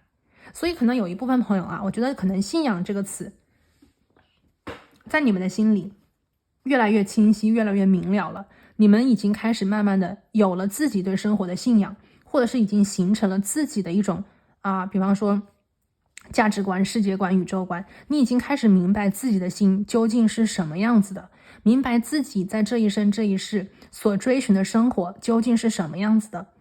在你的每一个小的选择里，你种下了这个美好的因，那么在每一个因里面，你将结出美好的果。这就是我们今天可能也会讲一讲这个因果的能量啊。这一张牌主牌，虽然它的这个关键字写的是受害者，其实这个能量反而不是受害者。这个能量其实是通过不同的选择、不同的心态，而突破了我觉得是生活现状里的一种极限。就好比讲，别人希望你做这个受害者，别人希望你痛苦，别人希望你不开心，可你却恰恰相反。我不会因为这件事情不开心，而是我本来最开始的时候就是觉得这件事情我喜欢做，我才去做。而你要不要兑现你的承诺，而你是不是一个守信的人，跟我没关系。其实这个巷子他做得非常的好，他已经把自己想做的工作做完了。他第一个成功的上了舞台，第二个他拿到了工作的这个机会，对不对？第三个他还做成了这个工作。那么这个地方其实真正的有问题的人跟巷子没关系，这里真正有问题的是这个龙，是这个龙欺骗了他，是这个龙不兑现承诺。就像我们生活里，可能很多时候我们就像这个巷子一样，我们其实是跟着自己的本心选择了一份工作，选择爱一个人，选择去走哪一条道路。但是呢，可能在我们的这个选择的这个过程当中，又会有很多像龙这样子的人给了我们很多的所谓的一个饼子，对吧？给我们画饼子，那么当我们去完结以后，这个饼子有可能承诺兑现了，也有可能这个饼子是空饼，什么都不是。那么在这个情况之下，我们要怎么样去面对这些事情，这些生活里的可能会发生的事情呢？宇宙在这个地方给第三组的海外朋友一个，我觉得是一个很好的指引，这也可能是你们生活过去和当下所面对的一个困惑。宇宙在讲，你要显化的是你是你自己的生活，对吧？别人怎么做那是他的因，他的果，他的业，而我们只需要对自己负责只需要对自己负责。所以第三组牌的朋友，如果生活过去跟当下你遇到过像龙这样狡猾的、不诚实的、不坦诚的人，你不要把他们的错放到自己的身上。宇宙在告诉你，你要显化的是一个跟着自己的心选择自己的人生。在这里一旦这个所谓的这个角度的变化，你会发现惊喜，你会看到生活里的平衡，你还会治愈自己的心，并且拿到这个疗愈好之后的一个勋章，星星牌。好运跟惊喜会站在你这一边，就好比老天会庇佑老天会庇佑你是一样的道理。你的善良，你的美好，以及你面对挫折我觉得是选择积极、选择希望、选择美好的这个能量本身将为你带来，或者是被你吸引到最好的一种结果所以呢，请第三组牌的朋友不要放弃，不要选择做这个受害者。他越是想让你当这个受害者，越是想让你不开心，你就越发要选择自己，越发不要让这个坏人得逞，对不对？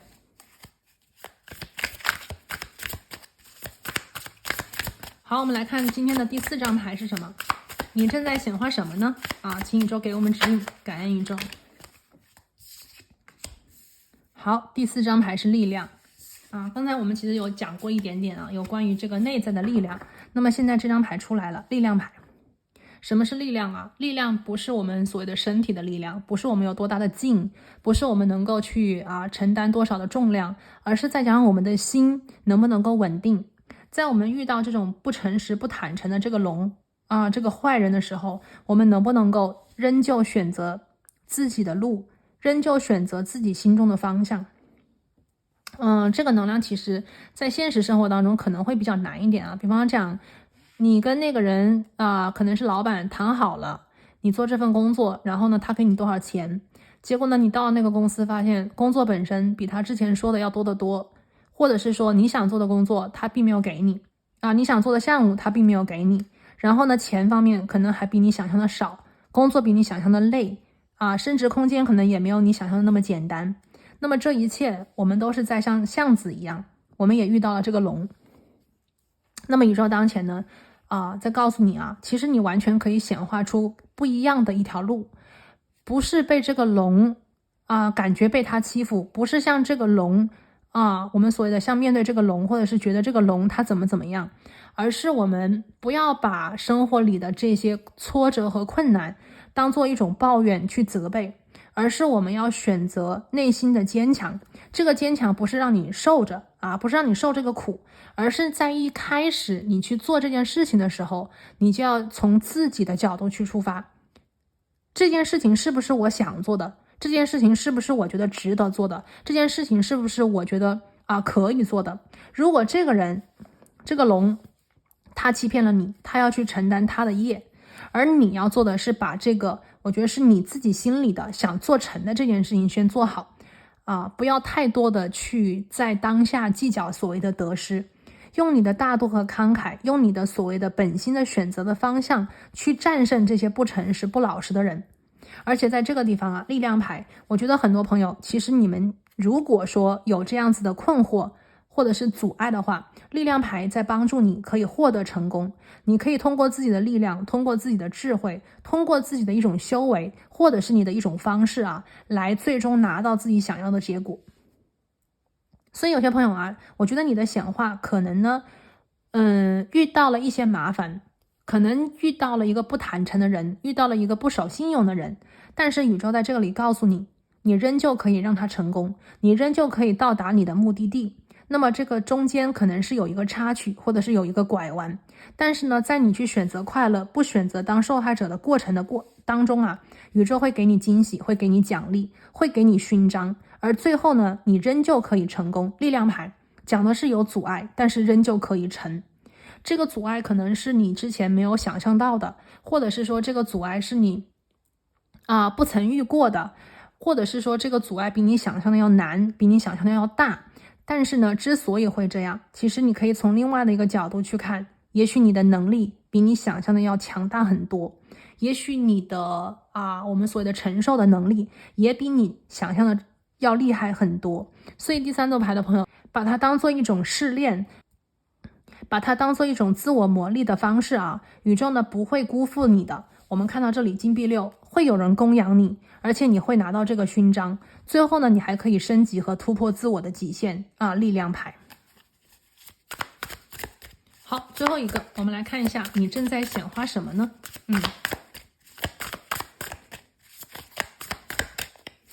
而且这边我想到那个传统塔罗里的力量我听到了一个能量，刚才就是降服。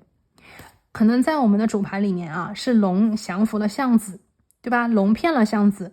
没有给他钱，最后他的那个舞台剧的那一段没有演出去但是也许橡子最后降服的是龙，因为橡子说没关系，我已经拿到了我想要的，我上台了，我做了这份工作，而且我做得很好。橡子也许最后是降服的龙我这边感觉到一种降服的能量。究竟是你降服我，还是我降服你？看起来是你降服我，其实是我把你降服了。好，最后一张牌，这个能量也有可能是在两个人的关系里面好，哇，这个我很想配一个音当当。好的，那第三个牌的朋友今天我们的最后一张牌呢，出现的是正位的魔法师，恭喜大家。这张牌出现呢，象征着成功。也就是说第三组牌的朋友，我们今天其实看到这个能量，就是说在你的显化的过程当中，可能会遇到一个阻碍，或者是可能会遇到一个挫折，或者是可能会遇到一个有点不诚实、不老实的人。明明说好了要给你什么，但是后来呢，他却没有兑现。那宇宙在告诉你不要因为这个人而把自己弄得很狼狈，也不要因为这个人把自己弄得好像能量就不稳定了，或者是不好了。相对应的你的这一次的显化，宇宙说其实它的最终结果是成功。魔法师，你要的东西都能够有，比方说你的工作机会比方说你的学习的那个 pass 比方说你的文凭比方说最后的那个钱宇宙说最后都会有最后都会有，只是说在这个过程当中可能会有一个弯路，你可能会遇到一个不老实的人，但是这个人的出现从另外一个角度，我觉得会让很多第三组牌的朋友，让你们更加的机警，让你们更加的聪慧，让你们更加的有智慧，让你们知道怎么样可能生活当中跟这种不老实不坦诚的人去做一个能量的互换。这个互换不是被他影响作为受害者而抱怨而不开心，相对应的是遇到这种不好的人，我们不要被他的能量所干扰，他有他的因，他有他的果，他有他的业，而我们要做的是稳定自己的能量，稳定自己的方向，继续朝向自己心中的那个目标和目的地进发，不断的向前，不断的突破。所以我们今天这个牌呢，我觉得有一种突破成功的感觉我们力量在这里，魔法师在这里，突破阻碍，获得成功。所以第三副牌的朋友你在显化的这一个目的地，这个目标或者是这个结果，将会是你之前最先开始想要的那个东西就像这个橡子一样，他最先开始想要的就不是什么龙给他的什么画的饼或者是他给他承诺的钱他最先开始其实就是因为他喜欢上台表演，他想获得一次工作的机会，他就去了。同样的道理，第三组牌的朋友，你想一想整个事件的过程，最先开始你做这件事情的理由，你选择他的理由是什么？也许并不是因为他给你画的饼，而是你自己想要什么，你自己喜欢什么，你自己希望去经历什么样子的一种人生体会。所以从这个角度来看的话，第三副牌的朋友，你换一个角度，也许你会发现你现在不需要痛苦，你现在不需要难过，你现在不需要去抱怨，其实你要的东西他们一直都在那里，你会有。换一个角度，让自己快乐幸福的去往前走，往前生活，你会收获到宇宙给你的惊喜，你会看懂那个真正想供养你，想要去保护你的人。因为我们今天的显化的能量其实有一点抽离，也就是说可能这件事情本身有一点影响到了你，但是呢，你接下来可能会抽离，或者是接下来你想远离这个龙啊，远离这个不好的人，这个能量是对的，你也可以远离他。在你远离他之后，选择快乐跟幸福的同时，你会看到，我觉得是真正喜欢你的人，真正欣赏你的人，或者是你能够收获到惊喜和好运。好的，这个是今天第3组牌的能量啊。好的，我们来看一下今天我为第3组牌的朋友抽的这个神谕卡是什么啊？我们来看一下，你正在显化什么？结果怎样？建议有哪些？我们来问宇宙啊。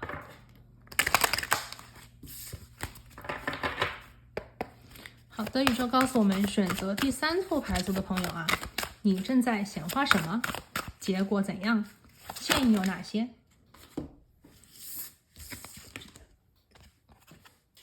？OK， 第3副牌的朋友，今天我们的能量啊是感恩，一颗感恩的心。这个能量啊，跟我们今天抽的牌啊，我觉得是能量对应的非常好的啊。感应的能量出现在这里，它讲的是这个显化的结果，让很多的朋友啊，可能是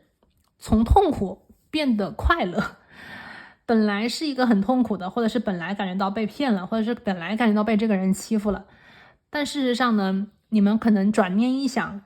发现其实自己才是那个赚了的人，自己才是那个赢了的人。因为最先开始其实就不是去冲他的饼，不是冲这个龙给出的那些奖金什么的，而是自己本身想要这个经历，想要这个体会。那么当前呢，可能有一部分的朋友啊会说，其实我也很想要那个饼，我也很想要得到那笔钱财，或者是得到那个奖励。可是呢，换一个角度去想啊，我们这里的感恩，我们不要去看生活里的缺失。我们生活本身可能，如果问大家，你们会觉得生活是完美的吗？可能很多人都会说生活不完美，尤其是能够去面对现实的人啊，成熟的人，你们一定会知道生活不是完美的。既然我们知道生活不是完美的，我们为什么要去盯着那个所谓的不完美？如果你对世界吸引力法则非常的熟练的话，那么你就知道我们的能量它应该对指生活当中的美满。这个象子跟这个龙啊，他们两个，象子把能量对准自己的角度，自己的选择，而不是对准龙给他的东西。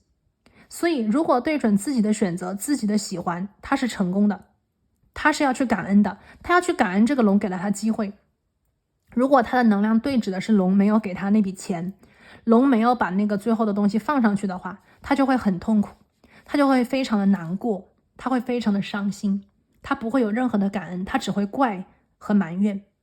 那么第3组牌的朋友，我们今天抽到的就是感恩，说明很多第3副牌的朋友，你们是能够看破，能够去转念一瞬的。你们的显化道路当中，就是看清楚这件事情的本质，从自己的角度去出发，你就会看到这个感恩的点在哪里，你就会看到你赢在了哪里，而不是你输在了哪里。不要去看你没有的东西，不要去关注你还没有得到的东西，而是我们要把重点放在我们已有，我们已经得到的。感恩本身宇宙在这个地方讲，感恩本身其实就是许愿，是最好的许愿。练习每天都去练习这个感恩，去感谢你生活当中生命里面给你的每一寸光阴，每一个美好，每一个香气。你会在这个过程当中，也就是感恩和祈祷的过程当中，遇见奇迹，遇到真正的我觉得是美好哪怕是让自己休息，哪怕是遇见这个真正希望供养你或者是想去帮你的人，这一切都是通过你的感恩练习出来的。让自己选择过这个快乐的生活，让自己选择做一个快乐的人。好，我们来看一下今天的最后一张牌这个建议有哪些？你正在显化什么？结果怎样？建议有哪些？请宇宙给我们指引。OK， 今天我们抽到是双鱼座。双鱼座我觉得当前呢是这样子的其实当前第3副牌的朋友我觉得宇宙其实是蛮希望你休息一下，要休息一下，而且呢也要真正的进入到你内心真正的一种境界和状态里。这个境界和状态里呢，其实是把自己放在一个更大的空间里，不要只是想着自己的得失和利益，而是要在更大的角度去看，也许你做的这件事情，它背后还有深意，或者是你人生当前的选择。除了我们看到现实和3D 世界里的钱啊、名啊、利啊，可能还有其他的更高的一种精神和与世界大同的一些连接。比方讲，你做这件事情可能并不会赚很多钱，但是你却知道你做的这件事情能够帮助别人，或者是你知道你做的这件事情呢，它本身是有意义、有价值的。那么无论这个所谓的这个龙这个人啊是谁，或者是所谓的这个龙这个事情是什么事情，可能你都不会去怪了，你也不会去抱怨了，而是你感觉到自己的梦成真了。我们今天第一个能量在双鱼座就是讲的梦 ，your dreams 我们今天看到这个象子，其实他也是这个梦，他的梦想就是当演员，他的梦想就是能够上台表演，他的梦想并不是让龙给他多少钱，对不对？所以说第3组牌的朋友，你们正在显化的是你们真正心中的，我觉得是这个理想，这个抱负能够变成现实。因为我们今天最后一张牌是魔法师，虽然前面有力量牌，但是最后你赢了，最后你的想法实现了，最后你要变出来的东西都变出来了，都显化出来了，对不对？第二个呢，就是有些东西我们可能不能够仅去看3D 世界里的成败和得失，我们要能够从灵性和精神的角度去理解可能整个事件的意义以及它存在价值的本身。这个东西它也许是你灵魂所召唤的，或者是你灵魂所想去体会的一种经历和体会，不在乎于钱财的得失不在乎于钱财的得失，不在于所谓的利与弊，不在乎所谓的成与败，而是我本来只是想要这个过程，并不在乎这个结果。所以第3副牌的朋友，你正在显化的是什么呢？就是能够通过这个过程拿到你真正心中之所愿，拿到你心中真正想要的和喜欢的那个东西，而这个结果将会变成我觉得是新的方向里的大门。这个结果无论它是好的还是不好的，是你心里所求的还是跟你想的有差距，这个所谓的结果将会转换成，因为我今天在这个金币6里我感觉到这里是有惊喜的有惊喜，或者是有一个人在等着你，或者是你会为自己铸造出一个新的大门。这个大门呢会推动，或者是把你推向一个更大的世界，把你推向一个更远的地方。今天我们的象子他无论怎样已经在舞台上表演过，他已经有了经验他也已经有了这个所谓的一些观众所以对于他来讲，这就是成功的第一步。我们人生没有所谓的什么结果，每一个结果都是下一个阶段的起点。所以今天第3副牌的朋友，请把你的这一个所谓的结果整理打包，把它变成下一个阶段的起点，下一个阶段的大门，让自己以一个更加广阔的，我觉得是视角，让自己以一个更加能够跟世界连接在一起的更高的一种眼光，更大的一种视角，去让自己看得更高，看得更远，让自己能够融入我们今天有一个什么呢？融入这个集体，不仅仅是小我的成败得失，而是让自己放到一个更大的集体里面去，让所有的人都得到好处，让所有的人都能够快乐。那么我相信在这个过程当中，你会体会到无与伦比的快乐，你也将在精神世界和精神领域里影视牌拿到你希望的，我觉得是灵魂需要的滋养和养分。那么未来的成功，魔法师在等着你到达。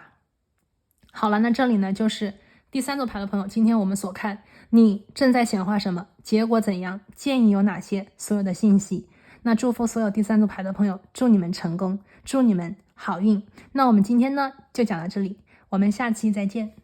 拜拜。